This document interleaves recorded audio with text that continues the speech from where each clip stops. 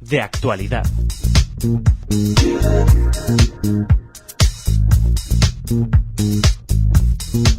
Recibimos en Radio Sefarad a David Guistau. Hola, David. Hola, ¿cómo estás, Raquel? Muy bien, encantada de poder hablar contigo. Es un placer tenerte aquí. Nos ha llamado especialmente la atención tu artículo Dios miraba, que se incluye en tu columna Lluvia Ácida de ABC. Eres colaborador, has colaborado, has trabajado en El Mundo, en La Razón, colaboras en diferentes emisoras de radio y desde esta columna Lluvia Ácida te has querido referir al asesinato del sacerdote católico que nos estremecía hace unos días, David. Sí.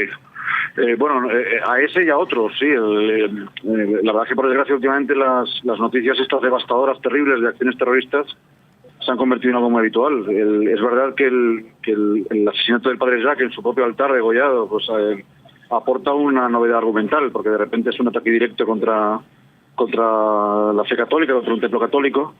Digamos que el ISIS en ese sentido declara, pese a que el Papa intenta negar la naturaleza religiosa de esta guerra extraña, esta tercera guerra mundial que tenemos en marcha, pues evidentemente el ISIS no comparte esa visión y sí asesina a la gente por el hecho de ser infiel, por el hecho de ser castil, como dicen ellos.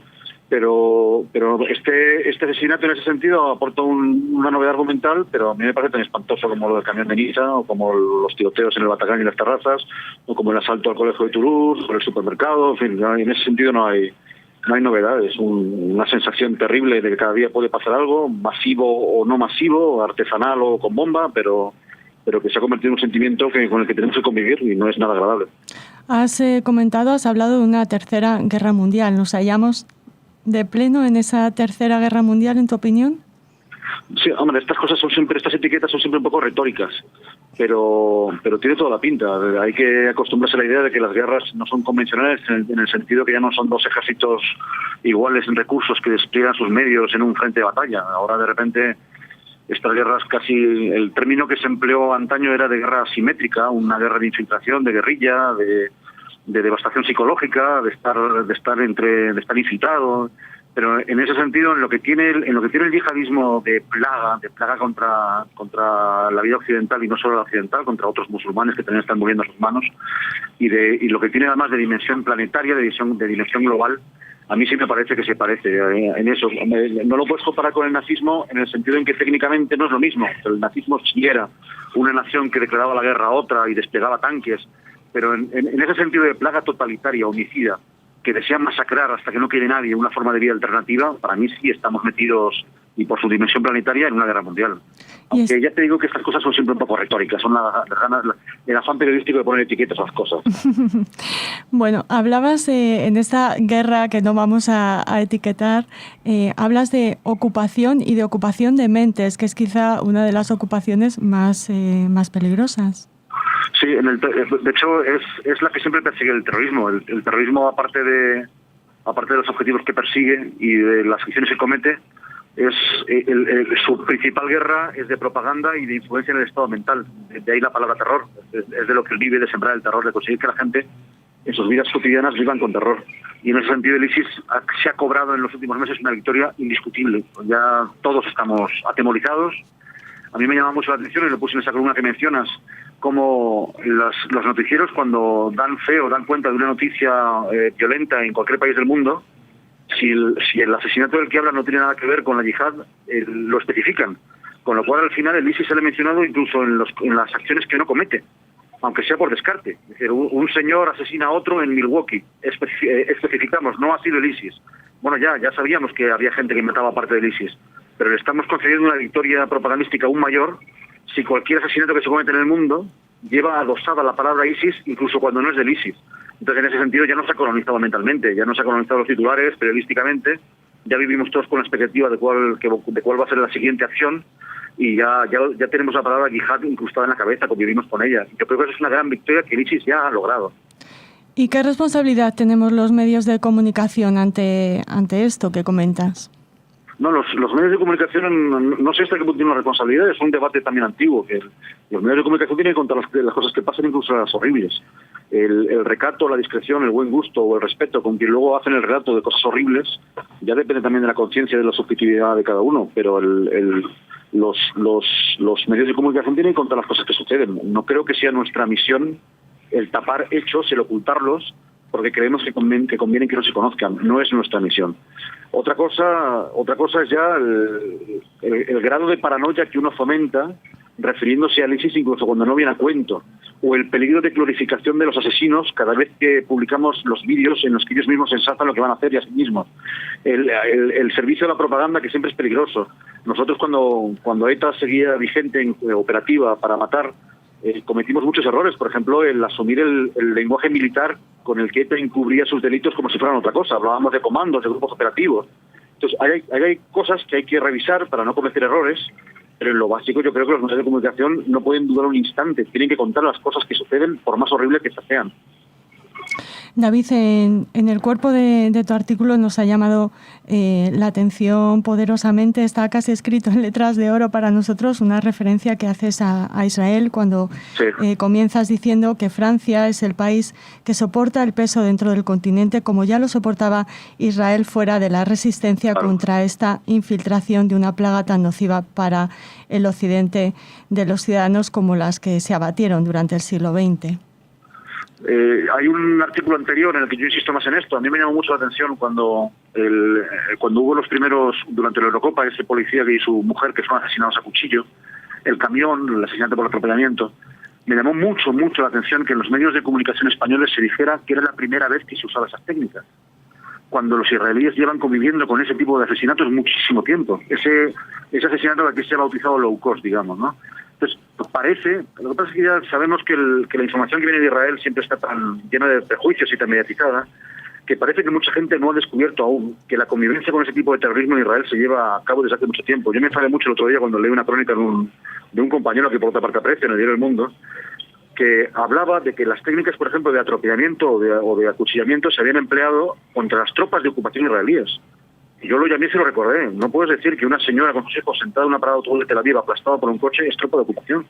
Es exactamente el mismo tipo de acoso cotidiano, de acoso artesanal, con el convertir en un arma tu coche, tu cuchillo con el que tienes en la cocina, que los europeos han descubierto ahora, pero que en Israel llevan mucho tiempo soportando. Entonces, en ese sentido, la prueba de carácter que tiene ahora la sociedad civil europea para soportar los asesinatos, para luchar contra ellos, para ser capaz de apoyar a sus servicios de defensa y de seguridad, en Israel no es nada nuevo. En Israel lleva mucho tiempo ocurriendo. Y yo pensé que por lo menos esto serviría por fin para cambiar un poco el contexto prejuicioso con el que se observan estas cosas cuando se refieren a Israel, el prejuicio antisemita, para que por fin hubiera un ejercicio de empatía que permitiera comprender a muchos europeos que aún no lo han comprendido, que Israel ha sido el país de primera línea, el más expuesto, en un tipo de plaga que nos ha llegado ahora a nosotros. Que nos ha llegado, y además Netanyahu lo avisó en una entrevista que concedió hace años. Dijo, ustedes se creen que esto se queda aquí, no es verdad, esto entrará en Europa algún día. Y entonces por fin comprenderán hasta qué punto somos naciones iguales, que defienden los valores como pueden ante una amenaza muy parecida. Bueno, pues esto ya ocurrió. Lo que pasa es que los europeos aún tienen que comprender que esto no es nuevo, que no se está probando con nosotros, que atropellamientos y acuchillamientos hubo en Israel desde hace mucho tiempo, que yo recuerdo por lo menos 2 o 3 años se están empleando esas técnicas concretas de atropellamiento, por ejemplo. Así que en ese sentido me parece que se repara una injusticia moral con Israel porque ha sido un país muy castigado por el prejuicio. Bueno, pero no son muchas las voces que se manifiestan como acabas de hacerlo, ¿no? O los que están dispuestos a reconocer lo que sucede en Israel. Bueno, pero es que ahí ya circula otro tipo de cosas. El sectarismo político, el antisemitismo que se ha instalado en la izquierda de una forma increíble, como el viejo antisemitismo europeo que antes parecía que era una herramienta doctrinal y al final genocida, que parecía que estaba en manos de los fascismos, pues ahora se instala en la izquierda con diferentes coartadas morales. Es muy complicado romper una postura política contraria a Israel, porque parece que la inteligencia oficial de la izquierda te castigará mucho por ello. En ese sentido está muy instalado en el prejuicio y en el odio preventivo. Entonces, no es fácil. Ya sabes tú que en los países existen corrientes de pensamiento sacralizados por la inteligencia, y desafiarlos es muy complicado. En España esas corrientes de opinión son muy contrarias a Israel, muy injustas con Israel, y muy perjudiciales en ese sentido. David, la pregunta que te voy a hacer ahora, no sé si está formulada de manera correcta, pero ¿Occidente ha hecho algo mal? Mira, eso es una pregunta muy complicada y yo soy demasiado corto de información para responderla sin más. Si te refieres a, hombre, yo sí creo que hay un error original en la creación del ISIS, que es la desestabilización de Oriente por una mala invasión de Irak. Yo sí creo que ahí se cometió un error. La mutación, o sea, el ISIS no deja de ser una mutación de Al-Qaeda y Al-Qaeda encontró en el colapso de Irak un terreno perfecto para erigirse como organización terrorista desestabilizadora desde Oriente. Luego, dicho esto, yo creo que la sociedad civil europea no siempre ha tenido claras varias cosas. Yo todavía veo cómo ante atentados yihadistas hay un reflejo mental que consiste en culparnos a nosotros mismos de que nos tengan que hacer esto, como si Occidente fuera un ente culpable que se merece lo que le pase. Eso es un pensamiento que ya empezó con el 11S en Estados Unidos y no ha dejado de salir. Y luego todavía encuentro una corriente bien pensante, espantosa, muy representada por las últimas intervenciones de la alcaldesa Carmena, que dice que esto se arregla yendo a pegar abrazos y besos al ISIS, que hay una incomprensión de culturas que se arregla sentándose uno a hablar. No, yo creo que eso también lo ha entendido Israel primero. Aquí hay una necesidad de exterminar a cierta gente con la que no se puede hablar, que constituye una amenaza clara. Hay que dejarse de remilgos éticos en ese sentido, aceptar cierto estado de guerra, mentalmente colocarte en ese tránsito y aceptar que hay que encomendar la defensa de una forma de vida al ejército, a los servicios antiterroristas, a la policía, y no a los abrazadores que van a repartir cariño y encuentro entre civilizaciones. En ese sentido, la sociedad europea tiene aún un acomplejamiento, un contexto mal entendido, una reticencia a asumir que estás ante un enemigo que no va a parar hasta que te extermine y que no vas a convencerlo de que haga lo contrario mandándole un beso. Y creo que hay mucho trabajo mental que hacer todavía ahí. Ante el buenismo político, ese trabajo mental del que hablas, hace pocos días el secretario de Estado de Seguridad español, Francisco Martínez, decía que el terrorismo yihadista puede atacar España duramente. Se están produciendo muchas detenciones, pero ¿crees que nuestro país es consciente de esta amenaza? De entrada, yo creo que todos los países europeos son susceptibles en un momento dado de recibir un golpe por parte del ISIS y en ese sentido ninguno puede bajar la guardia. Incluso cuando la sociedad pueda vivir sin pensar en ello, yo quiero pensar que los servicios del Estado no lo hacen, porque todos son susceptibles en un momento dado de que les ocurra algo. España tiene una tradición que se notó mucho en la coalición de tropas de 2003. España tiene una tradición de país gregario que cree que no asumiendo su tarea en la defensa de ciertos valores, pasando desapercibido, se salvará de las represalias. Por eso, por ejemplo, el atentado del 11M provocó una reacción repugnante, en mi opinión, en la sociedad civil, que fue culpar al gobierno porque consideró que aquel atentado era un castigo por una intervención, un apoyo de España y que de alguna forma nos lo teníamos incluso merecido. Entonces, yo creo que en ese sentido España puede llegar a autoengañarse creyendo que al no ser una de las naciones que están llevando el peso de la guerra contra el ISIS, queda indultada por ello de cualquier tipo de acción. Yo creo que sería, insisto, un autoengaño tremendo, porque todas las naciones europeas occidentales, por el hecho de serlo, son objetivos potenciales del ISIS. Por otra parte, es verdad que nosotros tenemos una comunidad musulmana que no se puede comparar a la francesa, ni en número ni en problemas de integración, y además yo creo que tenemos unos servicios del Estado muy acostumbrados, después de 40 años de lucha contra ETA, a ser eficaces en el contraterrorismo. No quiere decir que estemos todos a salvo, que no pueda haber una penetración, un error, una acción indeterminada. Pero en ese sentido yo tengo bastante confianza, pero creo que los españoles harían mal en creer que por el hecho de quitarse en el medio, como han hecho muchas veces en la historia, están a salvo de las represalias. Esto no funciona así. Citabas a la comunidad islámica española. ¿Cuál debería ser el papel de las comunidades islámicas moderadas frente al yihadismo, en tu opinión? Bueno, a mí me parece, iba a decirte que me parece evidente que lo que no podemos permitir ni las comunidades musulmanas ni los servicios de seguridad es prédicas del odio dentro de las comunidades musulmanas. Es decir, mezquitas desde las cuales se predique odio y se active mentalmente yihadistas. Yo creo que las mezquitas tienen que estar vigiladas, y de hecho lo están, y hay que ser implacable con la extirpación de cualquier tipo de prédica del odio. Lo que pasa es que hoy en día ni siquiera esto garantiza nada, porque la verdad es que los yihadistas se están robotizando con prédicas a las que llegan mediante Internet. Se ha universalizado mucho en ese sentido el paso de información. Los yihadistas franceses, su epifanía, su revelación la tienen o en la cárcel, donde hay prédica del odio, o en Internet.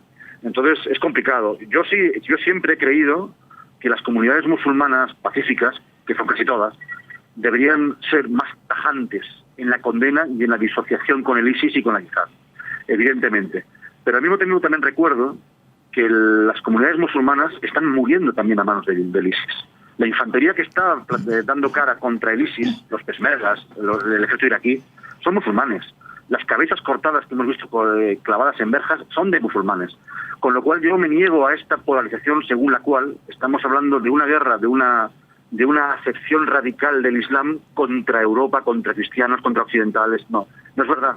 Hay una guerra civil también dentro del mundo musulmán en la cual los musulmanes están poniendo muchos muertos a manos del ISIS. Con lo cual todo esto siempre es más matizable y más complejo de lo que uno puede llegar a creer.